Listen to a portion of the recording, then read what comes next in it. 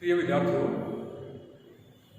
BA पाठ प्रथम के प्रथम प्रश्न पत्र समाजशास्त्र का परिचय इंट्रोडक्शन टू सोशियोलॉजी के अंतर्गत हम लोग समाजशास्त्र की उत्पत्ति, समाजशास्त्र का अर्थ, समाजशास्त्र की परिभाषा के बारे में बात कर रहे थे।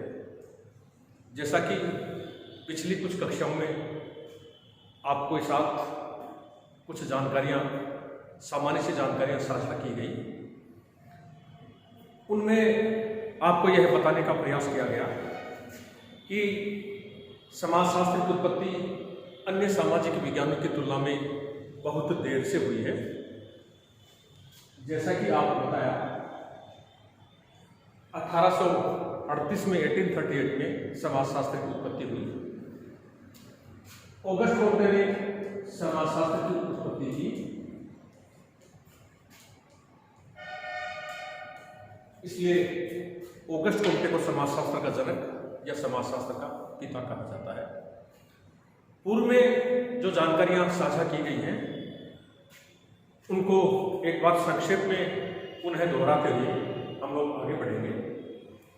आपको यह बताने का प्रयास किया गया कि अन्य सामाजिक विज्ञानों की तुलना में समाजशास्त्र एक नया विषय है। बीए भाग प्रथम के विद्यार्थियों के लिए यह एक नया विषय है, क्योंकि +2 लेवल पर आप लोगों ने इस विषय समाजशास्त्र का अध्ययन शायद नहीं किया गया होगा, इसलिए आपके लिए नया विषय है। दूसरे दृष्टिकोण से समाजशास्त्र अपने आप में भी एक नया विषय है, क्योंकि अन्य सामाजिक विज्ञानों की तुलना में इसकी उत्पत्ति बहुत विलंब से हुई। 1838 में इसकी उत्पत्ति हुई। इसकी उत्पत्ति के कारणों की जहाँ तक बात है, ऑगस्ट कोम्टे इस बात को स्पष्ट करते हैं कि 1838 से पहले, 1838 से पहले समाज थे, सामाजिक संबंध थे, सामाजिक घटनाएं घटित होती थी, सामाजिक संस्थाएं भी थी, सब कुछ था। लेकिन उन सामाजिक घटनाओं का अध्ययन करने वाले विषय को 1838 से पूर्व समाजशास्त्र नहीं कहा जाता था। विभिन्न सामाजिक विज्ञानों के अंतर्गत सामाजिक घटनाओं का अध्ययन किया जाता था। जैसे हम कहें कि राजनीति विज्ञान के अंतर्गत सामाजिक घटनाओं का अध्ययन होता था, इतिहास के अंतर्गत सामाजिक घटनाओं का अध्ययन होता था, मनोविज्ञान के अंतर्गत सामाजिक घटनाओं का अध्ययन होता था, अर्थशास्त्र के अंतर्गत सामाजिक घटनाओं का अध्ययन होता था, या और भी जो विभिन्न सामाजिक विज्ञान हैं, उन विभिन्न सामाजिक विज्ञानों के अंतर्गत सामाजिक घटनाओं का अध्ययन किया जाता रहा। हम बात कर रहे थे कि जब 1838 से पहले भी समाज थे, सब कुछ था और उन सब का अध्ययन भी हो रहा था, तो फिर समाजशास्त्र की आवश्यकता क्यों महसूस की गई? उसके जवाब में हम ये कह सकते हैं, या ऑगस्ट कोम्टे को इस बात की आपत्ति थी कि ये जो विभिन्न सामाजिक विज्ञान सामाजिक घटनाओं का अध्ययन करते हैं, इन विभिन्न सामाजिक विज्ञानों का सामाजिक घटनाओं का अध्ययन करने का जो नजरिया है, जो दृष्टिकोण है, या यूँ कहें जो परिप्रेक्ष्य है,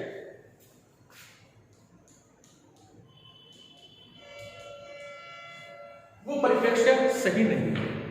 क्योंकि एक राजनीति वैज्ञानिक राजनीतिक दृष्टिकोण से सामाजिक घटनाओं को देखता है, एक अर्थशास्त्री आर्थिक दृष्टिकोण से सामाजिक घटनाओं को देखता है, इतिहास का विद्वान ऐतिहासिक दृष्टिकोण से देखता है। यानी कि विभिन्न सामाजिक विज्ञानों से संबंधित विद्वान अपने अपने परिप्रेक्ष्य में सामाजिक घटनाओं को देखते हैं। तो ऑगस्ट कोम्टे को इसी बात की आपत्ति थी कि ये जो विभिन्न सामाजिक विज्ञान सामाजिक घटनाओं का अध्ययन करते हैं, इनका अध्ययन करने का परिप्रेक्ष्य, नजरिया या दृष्टिकोण सही नहीं है। एक ऐसा विषय हो सामाजिक घटनाओं को देखने का, सामाजिक घटनाओं को देखने का एक ऐसा नजरिया हो, एक ऐसा दृष्टिकोण हो, एक ऐसा परिप्रेक्ष्य हो जो सामाजिक घटनाओं को समाज में देखे, सामाजिक घटनाओं को सामाजिक दृष्टिकोण से देखे, सामाजिक घटनाओं को समाजशास्त्र दृष्टिकोण से देखे, सामाजिक परिप्रेक्ष्य में देखे। यह सोचकर ऑगस्ट कोम्टे ने 1838 में समाजशास्त्र की उत्पत्ति की और कहा कि 1838 और उसके पश्चात यह विषय होगा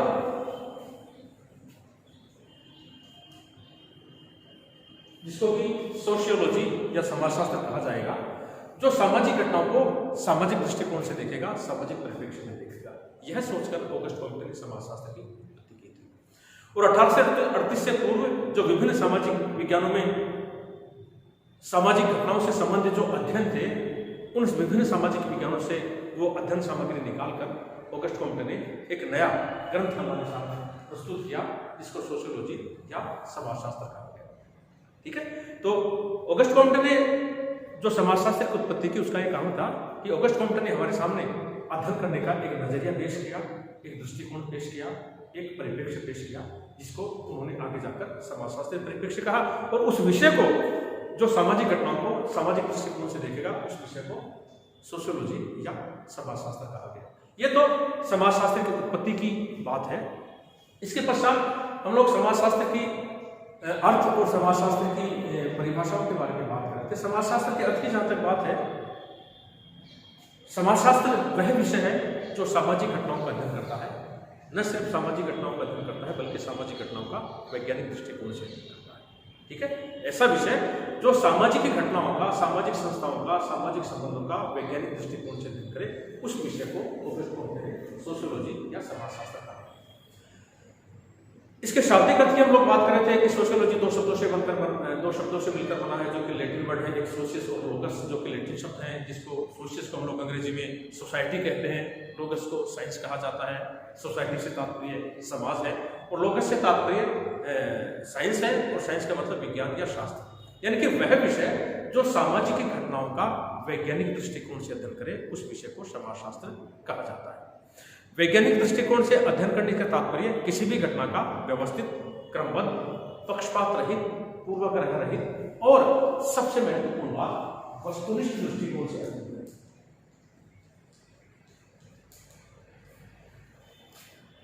किसी भी सामाजिक घटना का व्यवस्थित, क्रमबद्ध, पक्षपात रहित, पूर्वाग्रह रहित और वस्तुनिष्ठ दृष्टिकोण से अध्ययन करने वाले विषय को समाजशास्त्र कहा जाता है। इस दृष्टिकोण से समाजशास्त्र को विज्ञान माना गया है। उस प्रकार का विज्ञान तो नहीं जिस प्रकार के प्राकृतिक विज्ञान है, बल्कि समाजशास्त्र को सामाजिक विज्ञानों की श्रेणी में शामिल किया गया है। ये इसकी उत्पत्ति और अर्थ की बात है। विभिन्न विद्वानों ने समाजशास्त्र को परिभाषित करने का प्रयास किया, जैसा कि हम लोग पिछले क्लास में बात कर रहे थे। गिन्सबर्ग ने इसको परिभाषित किया है, जॉनसन ने अपनी पुस्तक सोशियोलॉजी में परिभाषित किया है, और मैक्स वेबर, जो कि एक युवा और जर्मन समाजशास्त्री हैं, उन्होंने इसको परिभाषित किया है सामाजिक क्रियाओं का। तो ये इसकी उत्पत्ति और इसकी परिभाषा और इसके अर्थ की बात हम पूर्व की क्लासेस में कर चुके हैं। आज हम आगे बढ़ते हैं और समाजशास्त्र की अध्ययन वस्तु, समाजशास्त्र की विषय सामग्री या सब्जेक्ट मैटर ऑफ सोशियोलॉजी के बारे में बात करेंगे। समाजशास्त्र की अध्ययन वस्तु, समाजशास्त्र की विषय सामग्री या सब्जेक्ट मैटर की जहां तक बात है, यूं तो समाज में जो कुछ भी विद्यमान है, समाजशास्त्र की विषय वस्तु या विषय सामग्री की जहां तक बात करें, तो हम ये कह सकते हैं सामान्य शब्दों में, यूं तो समाज में जो कुछ भी विद्यमान है वो सब समाजशास्त्र की विषय सामग्री है, समाजशास्त्र की विषय वस्तु है, समाजशास्त्र का सब्जेक्ट मैटर है। अब समाज में क्या क्या विद्यमान है, इसमें हम सामान्य शब्दों में कह सकते हैं कि समाज में व्यक्ति होते हैं, विभिन्न प्रकार के प्राथमिक और द्वितीयक संस्थाएं होते हैं, विभिन्न प्रकार के सामाजिक संबंध होते हैं, विभिन्न प्रकार के सामाजिक तथ्य होते हैं, विभिन्न प्रकार की सामाजिक समस्याएं होती हैं, यानी कि जो कुछ भी समाज में विद्यमान है उन सब का अध्ययन करने वाले विषय को हम लोग समाजशास्त्र कहते हैं। ये हम लोग सामान्य शब्दों में कह सकते हैं। फॉर एग्जाम्पल हम ये भी इसको इस प्रकार से भी स्पष्ट कर सकते हैं कि मान लीजिए कि ये एक सोसाइटी है, हालांकि सोसाइटी का कोई सेफ एंड साइज नहीं होती है, समाज का कोई आकार प्रकार नहीं होता है, समाज अमूर्त होता है, क्योंकि समाज सामाजिक संबंधों से मिलकर बनता है, सामाजिक संबंध अमूर्त होते हैं, इसलिए समाज भी अमूर्त है। लेकिन हम यह समझ सकते हैं कि मान लीजिए यह एक समाज है और इस समाज में जो कुछ भी है वो सबका सब समाजशास्त्र की अध्ययन वस्तु है, समाजशास्त्र की विशेष सामग्री है, समाजशास्त्र का सब्जेक्ट मैटर। मान लीजिए ये समाज है, इस समाज में व्यक्ति हैं, विभिन्न प्रकार की प्राथमिक और द्वितीयक संस्थाएं हैं, जैसे व्यक्ति परिवार है, जाति है, धर्म है, गोत्र है, पड़ोस है, नातेदारी है, विभिन्न प्रकार के राजनीतिक दल है, धार्मिक संगठन है, अनेक प्रकार के ऐच्छिक संगठन है, ठीक है, सामाजिक संबंध है, सामाजिक तथ्य है, विभिन्न प्रकार के सामाजिक समस्याएं हैं, या जो कुछ भी समाज में विद्यमान है वो सब के सब समाज के अंग हैं और उन सबका अध्ययन करने वाले विषय को हम लोग समाजशास्त्र कहते हैं। यानी कि समाज में जो कुछ भी विद्यमान है उन सब का अध्ययन करने वाले विषय को समाजशास्त्र कहते हैं। ना सिर्फ सामान्य दृष्टिकोण से अध्ययन किया जाता है, बल्कि समाजशास्त्र के अंतर्गत समाज में जो कुछ भी विद्यमान है उन सब का वैज्ञानिक दृष्टिकोण से अध्ययन किया जाता है। और वैज्ञानिक दृष्टिकोण से अध्ययन करने से तात्पर्य व्यवस्थित, क्रमबद्ध, पक्षपात रहित, पूर्वाग्रह रहित और वस्तुनिष्ठ दृष्टिकोण से अध्ययन करने वाले विषय को समाजशास्त्र कहा जाता है। तो जो कुछ भी समाज में विद्यमान है उन सब का अध्ययन करने वाले विषय को लोग यहाँ पर समाजशास्त्र कहते हैं। अलग अलग समाजशास्त्री ने अपने अपने दृष्टिकोण से समाजशास्त्र की विषय वस्तु या समाजशास्त्र की विषय सामग्री को बताने की कोशिश की है। उसमें पहले है गिन्सबर्ग, जिन्होंने कहा है, जिन्होंने समाजशास्त्र की विषय वस्तु को 4 खंडों में विभाजित किया है। कहते हैं कि समाजशास्त्र के अंतर्गत सामाजिक स्वरूप शास्त्र का अध्ययन किया जाता है, सामाजिक नियंत्रण का अध्ययन किया जाता है, सामाजिक प्रक्रियाओं का अध्ययन किया जाता है और सामाजिक व्याधि का अध्ययन किया जाता है। ये गिन्सबर्ग के द्वारा बताया गया वर्णन है, जिसमें वे सामाजिक जो है समाजशास्त्र की विषय वस्तु को, विशेष सामग्री को 4 भागों में विभाजित करते हैं।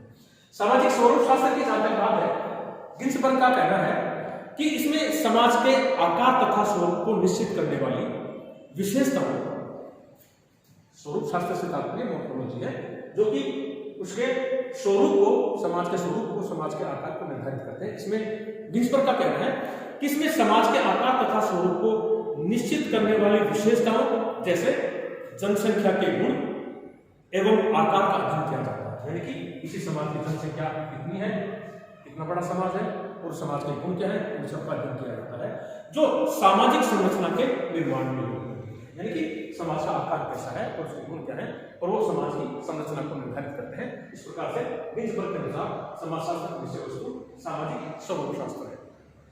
दूसरा गिन्सबर्ग का जो कहना है कि समाजशास्त्र की विषय वस्तु में सामाजिक नियंत्रण को शामिल किया जाता है। यानी कि समाज में अनेक प्रकार की सामाजिक घटनाएं घटित होती हैं, समाज में अनेक प्रकार की सामाजिक समस्याएं होती हैं, समाज में व्यक्ति यूं तो सामाजिक नियमों के अंतर्गत, सामाजिक मूल्यों और मानदंडों के अंतर्गत रहकर व्यवहार करता है, लेकिन कई बार वो सामाजिक नियमों की अवहेलना कर देता है, विचलन और विसंगति को पैदा कर देता है, समाज के नियमों के विपरीत जाकर व्यवहार करता है। तो समाज को संतुलित बनाए रखने के लिए समाज ने कुछ नियम निर्धारित कर रखे हैं। तो उन जो समाज के नियम है, सामाजिक मूल्य और सामाजिक मानदंड है, जिनके माध्यम से मनुष्य के व्यवहार पर नियंत्रण लगाया जाता है, वे हैं सामाजिक नियंत्रण के साधन। तो गिन्सबर्ग का कहना है कि सामाजिक नियंत्रण के साधनों का अध्ययन समाजशास्त्र के अंतर्गत किया जाता है। इसमें गिन्सबर्ग का कहना है कि सामाजिक नियंत्रण के अंतर्गत उन विषयों का अध्ययन किया जाता है जो सामाजिक जीवन को नियंत्रित एवं समाज के लोगों के व्यवहारों को व्यवस्थित बनाए रखने की दृष्टि से आवश्यक है।